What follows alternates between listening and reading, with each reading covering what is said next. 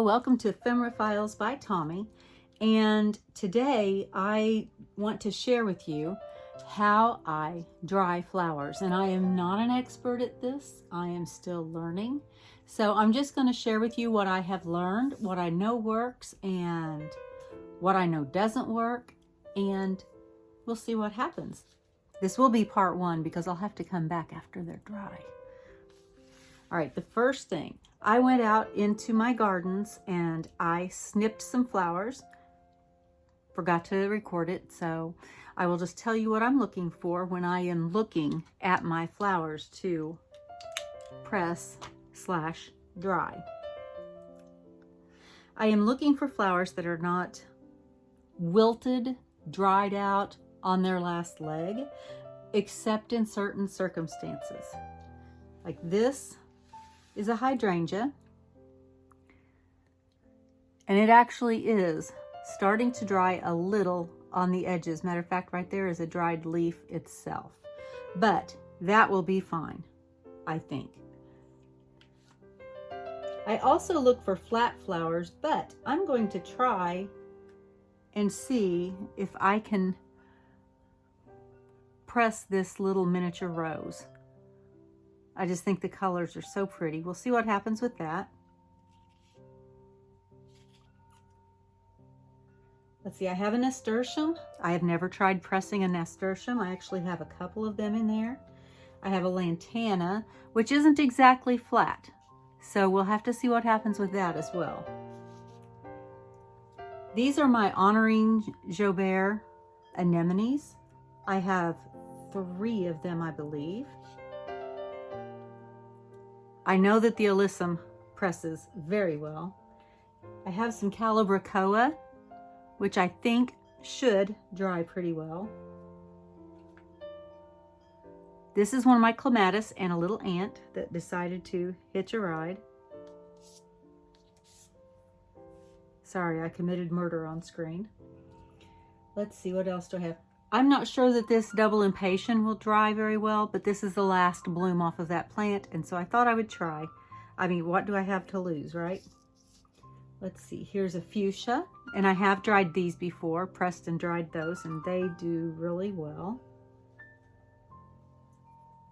Let's see, did I point out the phlox? I don't remember. White phlox, I'm not so sure how it will dry. We'll find out. Is there anything in here I haven't shared? Oh, this is one of the begonias. We'll see what happens with that. And these are already wilting a lot. This is the coreopsis or tick seed. It may or may not work. Anything in here I haven't shown you yet?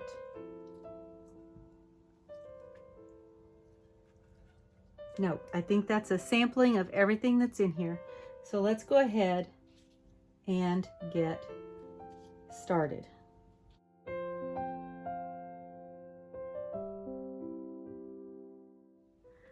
This is my book that I use to press my flowers. I have some in here already that I can likely take out. When I do this, I put a Post-it note or a piece of paper in it so that I can remember where I've already got flowers dried and pressed. And I'm not sure even what flower that is. I think that it's a clematis. I think it's one of my purple clematis that I have at the back, and I can't remember the name of it right now. And that's just a single petal. I'm not sure that's a clematis. I think this might be an impatient. But they dry really, really nicely. And so I'm going to go ahead and remove those and the Post-it note. Next is right here. This is a vinca, and that was an experiment. I'm not so sure how well that turned out because it looks really, really odd. This one is a clematis, and white flowers lots of times just don't do well. They turn brown, they don't hold their color. And I have some white flowers over there, but maybe they'll work. But there are things you can do with the white flowers as well after you dry them. You can use inks on them, paints on them, different things. This is a fuchsia. And like I said, they press very well.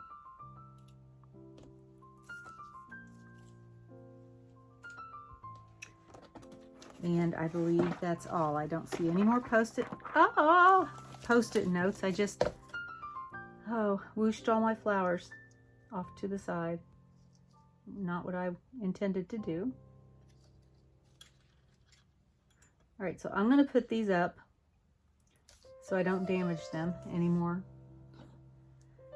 And by putting them up, I mean I'm gonna put them in here with my other dried flowers.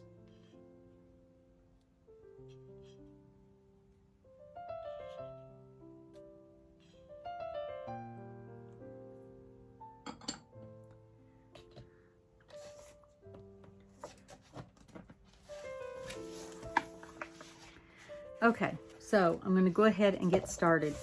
And when you're drying flowers, it's important to do a few things. Most of the time, you want to take that stem off. You don't want to do it so close that it causes the petals to come apart. Also, this is sticking up in the middle. These are the stamens, I think. I think they're the stamens. So I'm not so sure how that part will dry, but we will see. And I am going to go ahead and start it by just gently pressing that down. And I know I have another of this same flower in here. It's a little smaller, but I am going to go ahead and put them on the same page. That way when I label it, I know what they are. And I'm going to do the same thing. I'm going to just gently press a little bit, not a lot, just a little bit.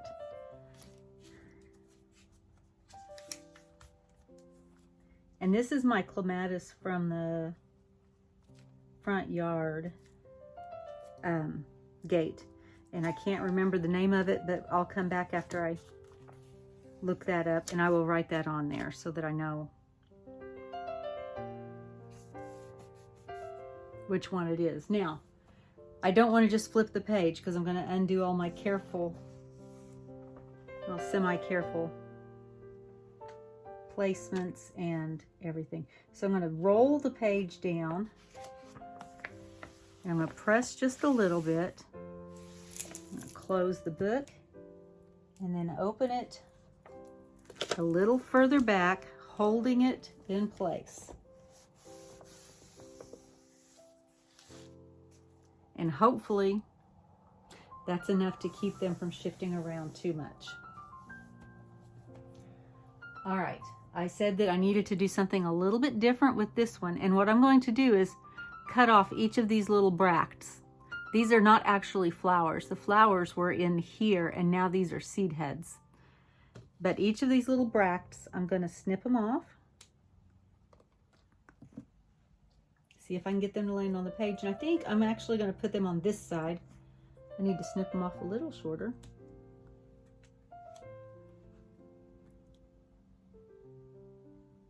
Because I think if I put them on this page, it will be easier to enclose them. And this is my, I think it's strawberries and cream hydrangea. I keep forgetting to look at the label.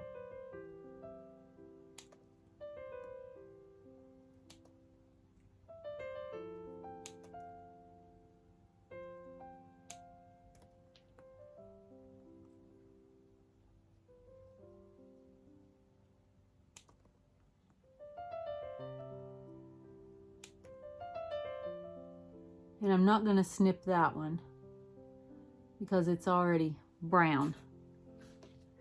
And I'm going to place all of these face down. To get my tweezers, it's a little easier to place them.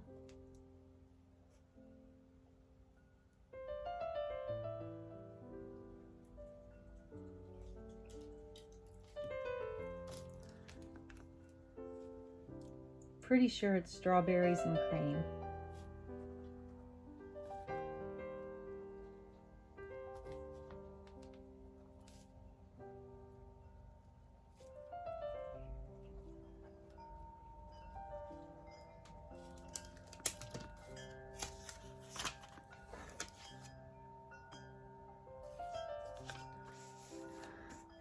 And I'm going to take about, I don't know, about a ½ inch of pages. And again, I'm going to roll it.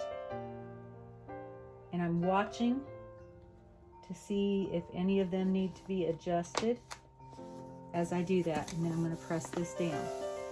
This is my David Phlox, and I'm not even sure that it's going to work because it is already so wilty. So wilty. We'll try it. There's 1, 2. See how many I can get off of this that don't look terrible. 3. Well, I don't know why I'm counting either. Oh, because I said how many, didn't I? Let's see. And this one. I'm not going to do any of them that have bruises on them or holes in them from critters. All right. Now these, I am going to leave this part on because that's actually, that tube is part of the flower. So I think that it should stay on there. I don't know why, I just feel like it should.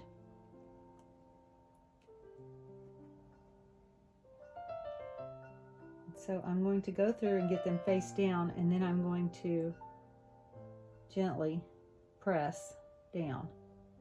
This would probably be better with like a purple phlox or something that had a little bit of color to it, but we'll see what happens. I know that this is my David Phlox.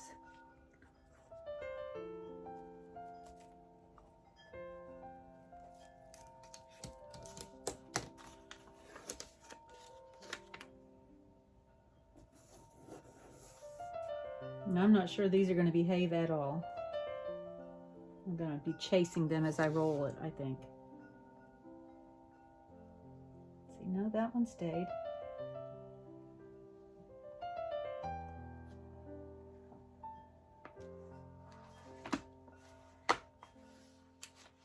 Oh, well, they behaved pretty well. Okay, let's work with the anemones. Again, I'm going to snip off that stem because I don't need it. I thought I had, yes, I did. Couldn't find the other one because it was white in a white box.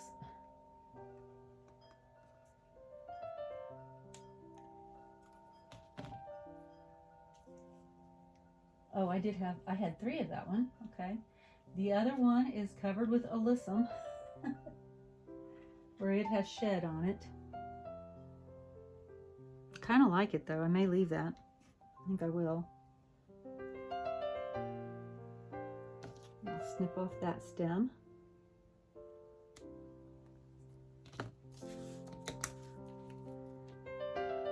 And this is honoring Jobert and then anemone.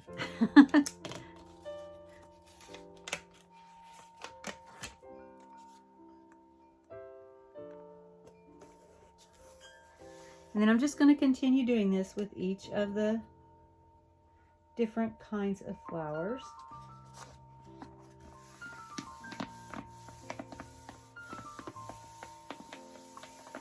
And so I'm just going to go ahead and do them and quit talking about it and let you just watch kind of in fast forward.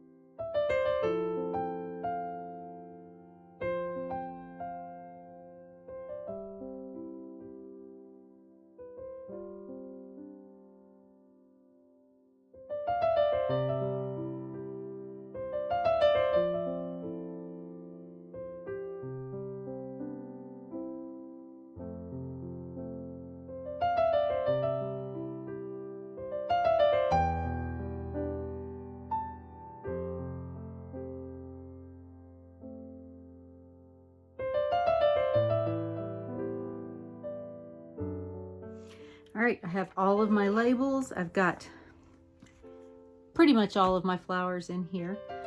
This is going to have to sit for at least a couple of weeks undisturbed. So I am going to find a place and something heavy to put on top of it where it can just sit and dry. And then we'll see what I got out of it. Thanks for joining me today. And as always, be kind. Bye.